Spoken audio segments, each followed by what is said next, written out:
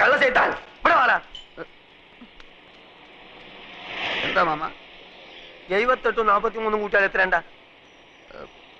8 3 11. പിന്നെ 7 4 11 121 അല്ലേ? ഇതെത്ര? അത് 111. ഇങ്ങനെയാണ് കണക്ക് ചെയ്താൽ 10 രൂപയ്ക്ക് എന്റെ ബാപ്പ ഉണ്ടായി തരൂ. ഇയാളെ മുടിപ്പിക്കാനായിട്ട് കുടിക്കാനല്ലേ?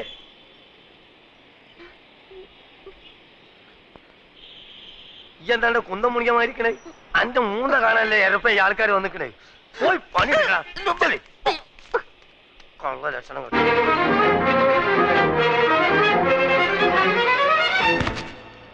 ദൂരെ എന്റെ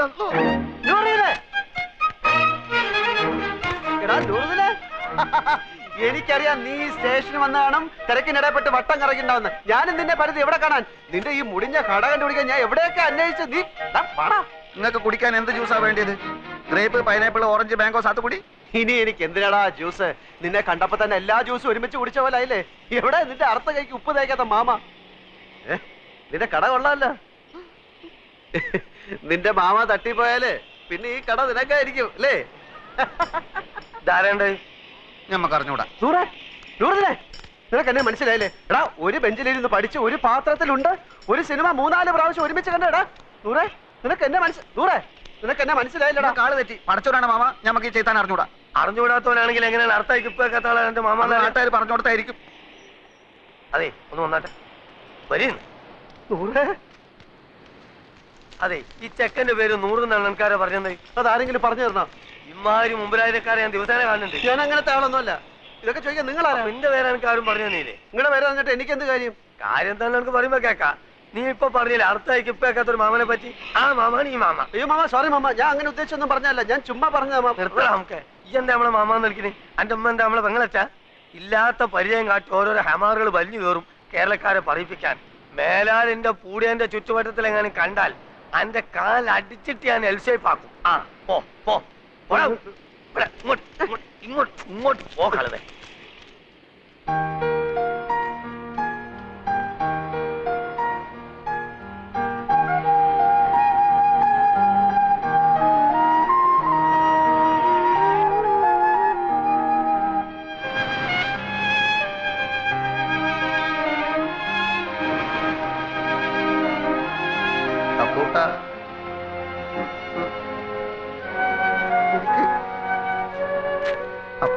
ഈ കടപ്പുറം നിന്റെ തറവാട്ട് വകയൊന്നുമല്ല. നിനക്ക് എന്നെ അറിയില്ലല്ലേടാ പൊന്നി. എടാ, സ്കൂളിൽ പഠിക്കുമ്പോ ഞാൻ നിനക്ക് എത്ര ഐസിക്ക് വാങ്ങിച്ചു തന്നിട്ടുണ്ടോ? എടാ, എല്ലാ കണക്ക് പരീക്ഷയ്ക്ക് നീ എന്റെ പേപ്പർ കോപ്പി അടിച്ചല്ലേടാ ജയിച്ചത്. എടാ, 8ാം ക്ലാസ്സിൽ പഠിക്കുമ്പോ ഹൈമവതിയുടെ ചോറ് കട്ട് നിന്നതിനെ നിന്നെ സ്കൂളിൽ സസ്പെൻഡ് ചെയ്തപ്പോ ഞാനല്ലേടാ കുറ്റം ഏറ്റെടുത്ത് നിന്നെ രക്ഷിച്ചേ? പറയടാ. കഴിഞ്ഞ എന്ത് കഴിഞ്ഞാന്ന് പറഞ്ഞു കഴിഞ്ഞോന്ന്? കഴിഞ്ഞെങ്കിൽ ഞമ്മക്ക് ചിലത് പറയാനുണ്ട്. എനിക്ക് കേൾക്കണ്ട. എന്നാ ചെവി പൊത്തിക്കള. പലിശക്ക് പണം കൊടുക്കുന്ന മാമാന്റെ ആട്ടും തുപ്പ് സഹിച്ചിട്ട് നമ്മളിവിടെ കയ്യ. എന്തിന്? മൈമുനേനെ മറ്റാരും തട്ടിക്കൊണ്ടുപോവാതിരിക്കാൻ വേണ്ടി. ശമ്പളം ഇല്ല, നല്ലൊരു ഷഡ്ഡി വാങ്ങാനുള്ള പൈസ പോലും അയാൾ തരില്ല. സഹിക്കുക. അങ്ങനെ ഇരിക്കുമ്പോൾ കഴിഞ്ഞ കൊല്ലം നാട്ടിൽ നിന്നൊരു പഹയം വന്ന് ചാടി. നമ്മളെ കോയിക്കലെ മൊയ്തൂക്കാന്റെ മോൻ ഖാലിദ് നമ്മളെ കൊണ്ടാവും പോലെ അവനെ നമ്മൾ സൽക്കരിച്ച് ഒടുക്കം മാമാന്റെ കയ്യിൽ നിന്ന് 500 റുപ്യ വാങ്ങിയിട്ടോ മുങ്ങിക്കളഞ്ഞു. അതിനുശേഷം നമ്മളെ കൂട്ടുകാരനാന്ന് പറഞ്ഞിട്ട് ആര് വന്നാലും മാമാന്റെ അടി ഞമ്മക്ക. ആ ഒറ്റ കാരണം കൊണ്ടാണ് അപ്പൊ കുട്ട അറിയാത്ത പോലെ നമ്മൾ ആക്ട് ചെയ്തത്.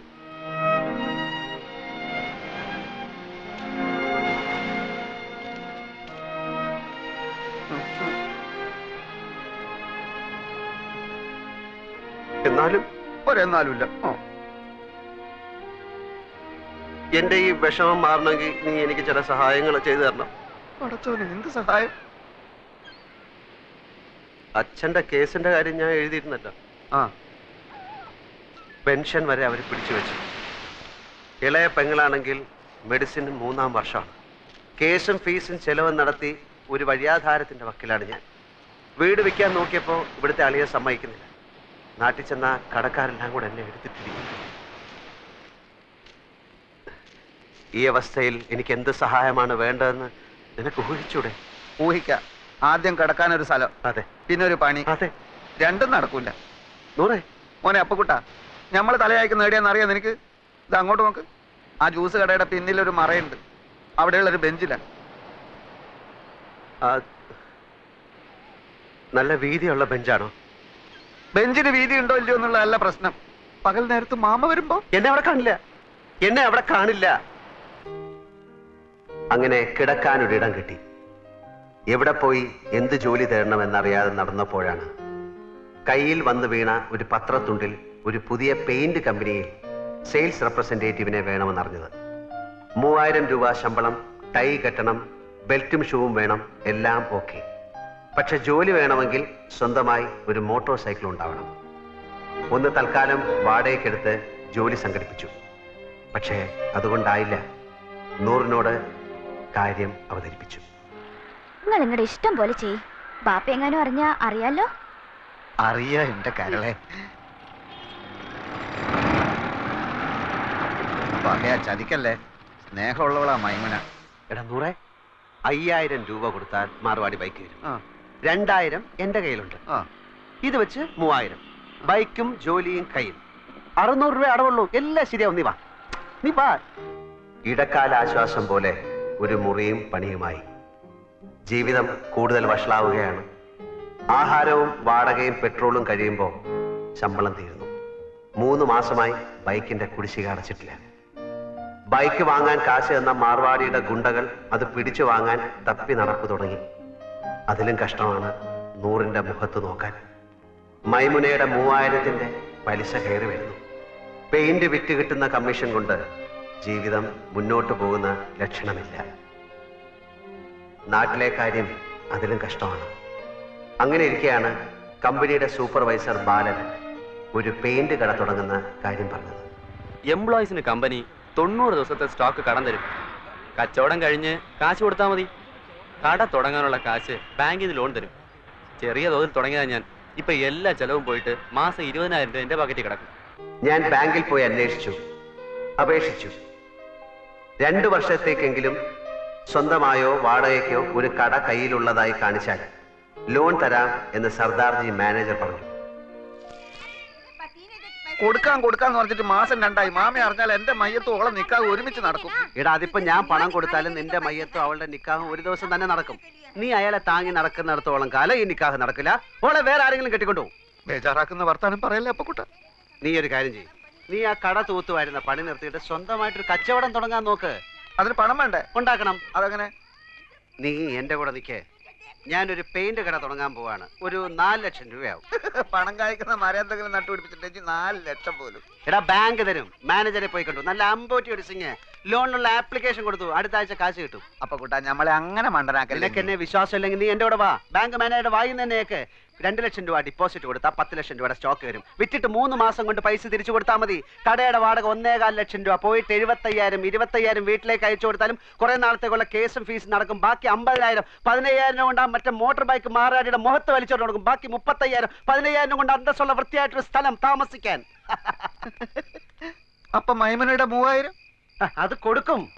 പോയിട്ട് 22,000. അത് ഞാൻ എന്ത് ചെയ്യുന്നറിയോ? കൊറേ കുപ്പായം വാങ്ങും, കൊറേ സിനിമകൾ. എടാ മണ്ട മുത്തപ്പ, അത് ഞാൻ നിനക്ക് തരും. ഒരു ജ്യൂസ് കട തുടങ്ങാൻ.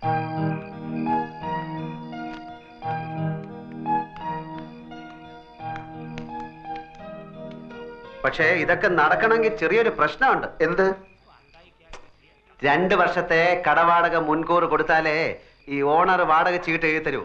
അത് കാണിച്ചാലേ ലോൺ കിട്ടൂ. തിങ്കളാഴ്ച ലോൺ കിട്ടും. 5 ദിവസത്തേക്ക് ഒരു 1.25 ലക്ഷം രൂപ ലോൺ കിട്ടി. അപ്പൊ തന്നെ തിരിച്ചു കൊടുത്തേക്കാം. നിനക്കാരാ എത്ര ഉറുപ്പ്യ കടം തരിക? നീ വിചാരിച്ചാലേ നടക്കും. നീ വിചാരിച്ചാലേ നടക്കും. അതെങ്ങനെ? നിന്റെ മാമ എടുത്ത് ചോദിച്ചാൽ. നടന്നു തന്നെ. ആളും തരവ് മുതൽ നോക്കിയിട്ടാ മാമ കാശ് കൊടുക്കുക. നിനക്കാന്ന് പറഞ്ഞാൽ 10 ന്യായ പൈസ വരില്ല. എന്ത് കണ്ടിട്ടാ? എടേ, എനിക്ക് വേണ്ട. എന്റെ അളിയൻ രവീന്ദ്രൻ നായരല്ലേ, അയാൾക്ക് കൊടുത്താൽ മതി. അതെങ്ങനെ? ഞാൻ കാര്യങ്ങൾ വിശദമായിട്ട് പറയാം. നീ എന്റെ കൂടെ നിന്നാ മതി. ഇതൊന്നും എനിക്ക് വേണ്ടിയിട്ട് മാത്രമല്ല കേട്ടോ. മൈമുനയുടെ നിക്കാഹ് നിന്റെ മയ്യത്ത് ഒരുമിച്ച് അടക്കാതിരിക്കാൻ കൂടി വേണ്ടിട്ടോ ഞാൻ ഇതൊക്കെ പറയുന്നത്. ഇതൊക്കെ എങ്ങനെ നടക്കും ആദ്യം പറ.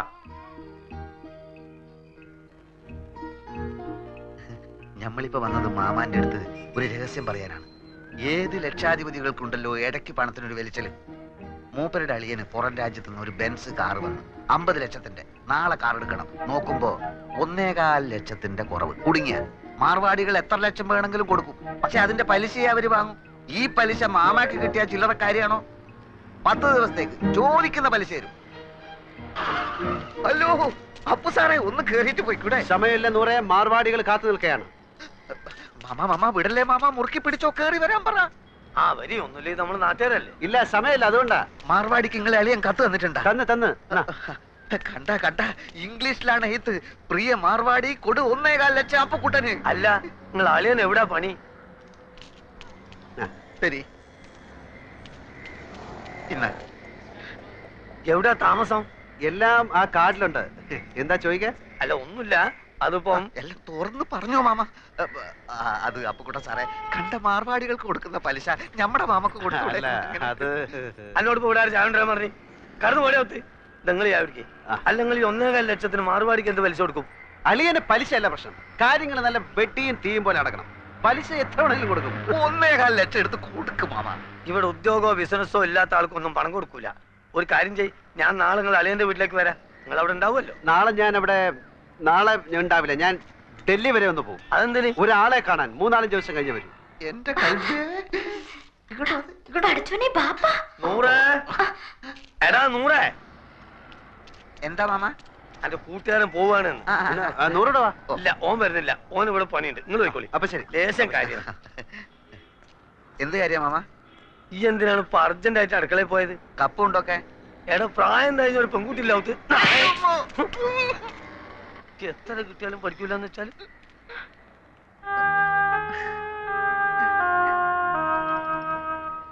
കേസ് ജയിച്ചാൽ അച്ഛന്റെ പെൻഷനും പ്രൊവിഡന്റ് ഫണ്ടും ഒക്കെ കിട്ടുമല്ലോ, അപ്പൊ തിരിച്ചു കൊടുക്കാം. അതാ തൽക്കാലം കടം വാങ്ങാന്ന് വിചാരിച്ചത്, അല്ലാണ്ട് വേറെ വഴിയില്ലല്ലോ. വീട് വിൽക്കാൻ രവിയേട്ടനെതിരെ നിൽക്കുന്നിടത്തോളം കാലം ഇങ്ങനെ വല്ലതും നോക്കുന്നതാ നല്ലത്.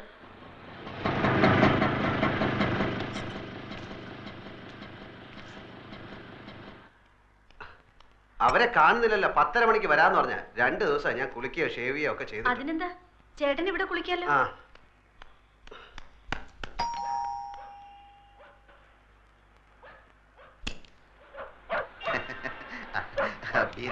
വരുമെന്ന് പറഞ്ഞിരുന്നു. വരൂ വരൂ, ചേട്ടൻ ഇപ്പൊ കുളിക്കാൻ കയറിയതേ ഉള്ളൂ. ഇത്ര നേരം കാത്തിരുന്നു. ഇരിക്കൂ. രവീന്ദ്രൻ നായർ മിസ്സിസ് ആണല്ലേ? അതെ ചേട്ടാ, ദേ കാശിന്റെ ആൾക്കാർ വന്നു.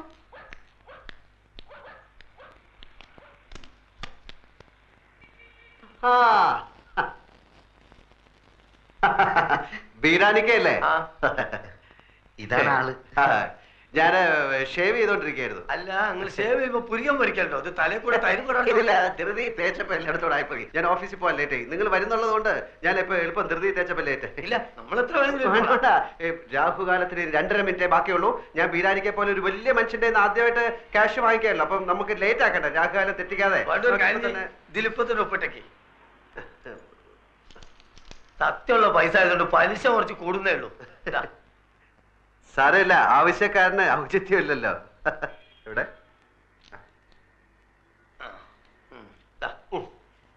ഇതിലൊരു 40 ഉറുപ്പിയുടെ കുറവുണ്ടാവും. കാരണം ഞാൻ ഓട്ടോറിക്ഷ എടുത്ത് വന്നാണ് ഇങ്ങോട്ട്. അതിന് കൊടുത്ത് നിങ്ങൾ ആവശ്യത്തിന്. സാരമില്ല, ഞങ്ങൾ ആദ്യമായിട്ടാണ് അന്യനായ ഒരാളുടെ കയ്യിൽ നിന്ന് പൈസ കടം വാങ്ങിക്കുന്നത് അല്ലേ? ഞാനും ആദ്യമായിട്ടാണ് ഇത്ര വലിയൊരു എമൗണ്ട് കടം കൊടുക്കണേ. ഇങ്ങനൊരു നിവർത്തിയോട് വന്നതുകൊണ്ടാ. പിന്നെ ഞാനൊന്ന് പോയി കുളിച്ച് റെഡി ആയിട്ട് വരാം. Okay okay okay. അപ്പൊ ഇന്ന് 11, അടുത്ത 21-ന്. അതല്ല നമ്മൾ പറഞ്ഞ മാതിരി 100 പറഞ്ഞില്ലേ? 100 പറഞ്ഞു, എന്നാലും പോരല്ലോ, നമ്മൾ തമ്മിലൊന്നും ഉറപ്പിക്കണ്ടേ? ഞാൻ വാക്ക് മാറില്ല ബീരാനിക്ക, നിങ്ങൾ ധൈര്യമായിട്ട് പോയിക്കോളാം. പിന്നെ നമ്മൾ പോയിട്ട് നമ്മളെ പറഞ്ഞ പോലെ. മാനേജർ സർദാർജി തിങ്കളാഴ്ച ലോൺ ശരിയാക്കാം എന്ന് വാക്ക് തന്നു. 100 സന്തോഷം കൊണ്ട് തുള്ളിച്ചാടി. എടാ 100, every dog has A day എന്നൊരു ചൊല്ലുണ്ട്. എന്ന് വെച്ചാല് എല്ലാ നായിന്റെ മക്കൾക്കും ഒരു ദിവസം ഉണ്ടെന്ന്. അത് ശരി.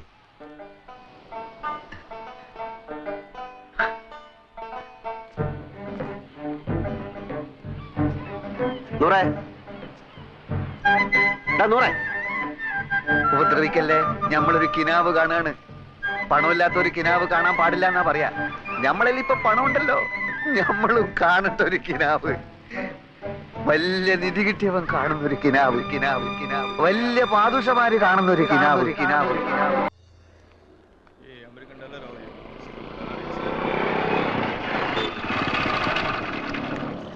മാനേജർ വന്നിട്ടുണ്ട്.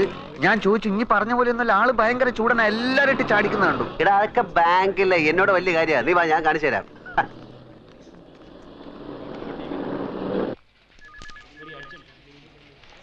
Since the overdraft has already been crossed, they will not be able to do it. ഉച്ചയ്ക്ക് ഞാൻ വരില്ല. ഇവിടെ കഴിച്ചോളാന്ന്.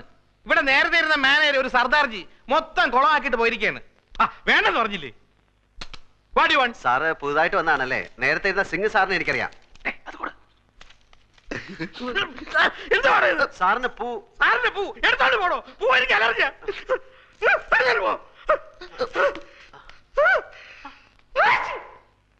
സർ, ഞാനൊരു ലോണിന് അപ്ലൈ ചെയ്തിരുന്നു 2 വർഷത്തേക്ക്. ഒരു കട എടുത്തിട്ട് വരാമെങ്കിൽ ഉടനെ ലോൺ തരാമെന്ന് പറഞ്ഞു. സിംഗ് മാനേജർ. അയാളല്ലേ പറഞ്ഞത്? ഞാൻ പറഞ്ഞിട്ടല്ലോ. അയാൾ പോയി. ഞാൻ ആർക്കും ലോൺ കൊടുക്കാറില്ല. സാർ അങ്ങനെ പറയരുത്. 1.25 ലക്ഷം ഉറുപ്പ്യ ഇരട്ടി പലിശക്ക വാങ്ങിയത് ഇവനേതാ? എന്റെ സുഹൃത്താണ്. ഇവനെ ആദ്യം പിടിച്ച് പുറത്താക്കെ.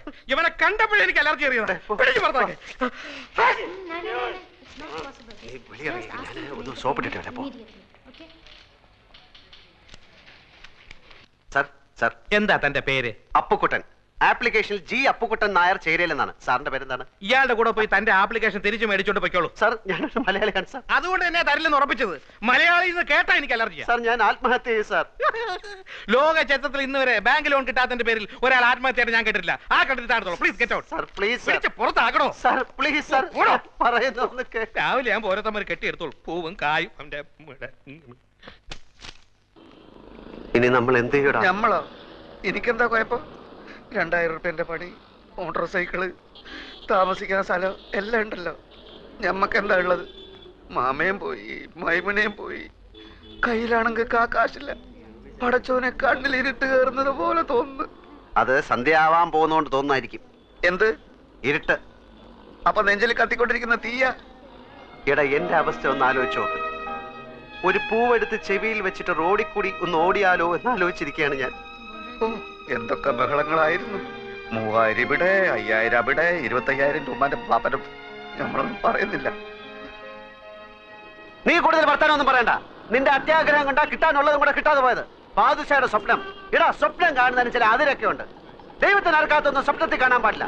പട്ടിണി പണ്ടാരം പാദുഷയുടെ സ്വപ്നം കാണുന്നു. അതെന്നാ കിട്ടാനുള്ളതും കൂടെ ഇല്ലാതായി പോയത്.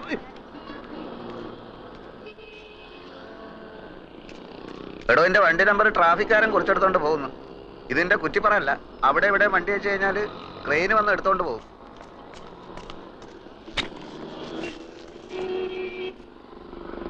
ബാങ്ക് മാനേജർ മാറിയത് എന്റെ കുഴപ്പം കൊണ്ടാണോടാ എന്ന് നമ്മൾ പറഞ്ഞ? പിന്നെ നീ എന്റെ ഉമ്മയ്ക്കും ബാപ്പയ്ക്കൊക്കെ പറഞ്ഞത് ഏത് കെയറോഫില്? ഇന്നെ സഹായിക്കാൻ വന്നിട്ടില്ലേ നമ്മൾ ഈ ഗതിയിലായത്? നിനക്ക് ജ്യൂസ് കട തുടങ്ങാനുള്ള അതിമോഹം കൊണ്ടല്ലടാ നീ എന്നെ സഹായിക്കാൻ വന്നത്. നേരപ്പേ ഏതായാലും ഇങ്ങനെയൊക്കെ ആയി. നമ്മൾ തമ്മിൽ വർത്താനം പറഞ്ഞ് അങ്ങോട്ടും ഇങ്ങോട്ടും തെറ്റിയിട്ട് കാര്യമൊന്നുമില്ല. ഞാൻ ചിലതൊക്കെ തീരുമാനിച്ചിട്ടുണ്ട്. എന്ത്? വേറെ വഴിയൊന്നും കണ്ടില്ലെങ്കില് ഞാൻ മോഷണം തുടങ്ങും. മോഷണോ എന്ന് വെച്ചാല്? ഓ, നീ ആ വാക്ക് കേട്ടിട്ടില്ലല്ലോ. ഹൈമവതിയുടെ ചോറ് കട്ട് തിന്ന ആ പ്രവർത്തിക്ക് ഇപ്പോഴും മോഷണം എന്ന് തന്നെ പറയുന്നത്. മനസ്സിലായോ? നീ പാര ചോറ കട്ടുന്ന? ചോറല്ല, കാശുള്ളവന്റെ വീട്ടിൽ കയറി ഞാൻ മോട്ടിക്കും. പിടിച്ചാൽ പിടിക്കുന്നവനെ കൊല്ലും. അപ്പം ജയിലിൽ പിടിച്ചിടും, എന്നിട്ട് തൂക്കി കൊല്ലും. അപ്പൊ പിന്നെ ഒന്നും അറിയട്ടല്ലോ. അപ്പൊ കൂട്ടാ, നിനക്ക് ചെവിയിൽ പൂവും വെച്ച് റോട്ടിൽ കൂടെ ഓടാൻ നേരമായി.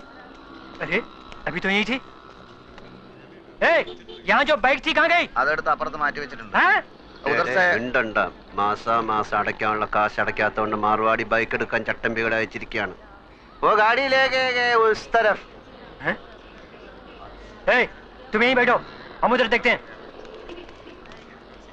അവന്മാർക്ക് നിന്നെ കണ്ടിട്ട് മനസ്സിലായില്ല. മാർവാടിയല്ലേ എന്നെ കണ്ടിട്ടുള്ളൂ, ചട്ടമ്പികൾ എന്നെ കണ്ടിട്ടില്ലല്ലോ. തൽക്കാലം ബൈക്ക് വിട്ടിരിക്കട്ടെ, നമുക്ക് പിന്നെ എടുക്കാൻ.